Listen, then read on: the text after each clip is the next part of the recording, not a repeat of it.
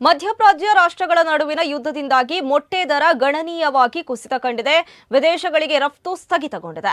ಇದು ಅಂತಾರಾಷ್ಟ್ರೀಯ ಮಾರುಕಟ್ಟೆ ಮೇಲೆ ಪ್ರಭಾವ ಬೀರಿದ್ರೆ ಜನಸಾಮಾನ್ಯರ ಜೇಬಿಗೆ ತುಸು ಸಮಾಧಾನ ತಂದಿದೆ.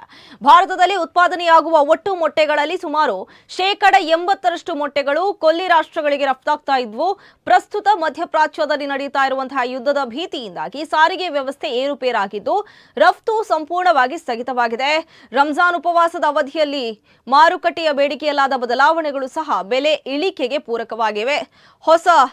ಹೊರ ದೇಶಗಳಿಗೆ ಹೋಗಬೇಕಾಗಿದ್ದ ಮೊಟ್ಟೆಗಳ ದಾಸ್ತಾನು ಈಗ ದೇಶೀಯ ಮಾರುಕಟ್ಟೆಯನ್ನೇ ಅವಲಂಬಿಸಿದೆ. ಇದರಿಂದಾಗಿ ಸಗಟು ಮತ್ತು ಚಿಲ್ಲರೆ ದರಗಳಲ್ಲಿ ಗಣನೀಯ ಇಳಿಕೆ ಕಂಡುಬಂದಿದೆ. ಮೊಟ್ಟೆ ಪ್ರಿಯರು ಈ ಬೆಲೆ ಇಳಿಕೆಯನ್ನ ಸಂಭ್ರಮದಿಂದ ಸ್ವಾಗತಿಸಿದ್ದು ಮಾರುಕಟ್ಟೆಯಲ್ಲಿ ಖರೀದಿ ಚುರುಕುಗೊಂಡಿದೆ. ರಫ್ತು ಮಾರುಕಟ್ಟೆ ಚೇತರಿಸಿಕೊಳ್ಳುವವರೆಗೆ ಈ ಕಡಿಮೆ ದರ ಮುಂದುವರಿಯುವ ಸಾಧ್ಯತೆ ಇದೆ. ಇದು ಕುಕ್ಕುಟೋ ಉದ್ಯಮಿಗಳಿಗೆ ತುಸು ಆತಂಕ ತಂದಿದ್ರು. ಪ್ರೋಟೀನ್ ಯುಕ್ತ ಆಹಾರವನ್ನು ಕಡಿಮೆ ದರದಲ್ಲಿ ಪಡೆಯುತ್ತಿರುವ ಗ್ರಾಹಕರಿಗೆ ಮಾತ್ರ ಇದು ಪ್ರಯೋಜನಕಾರಿಯಾಗಿದೆ.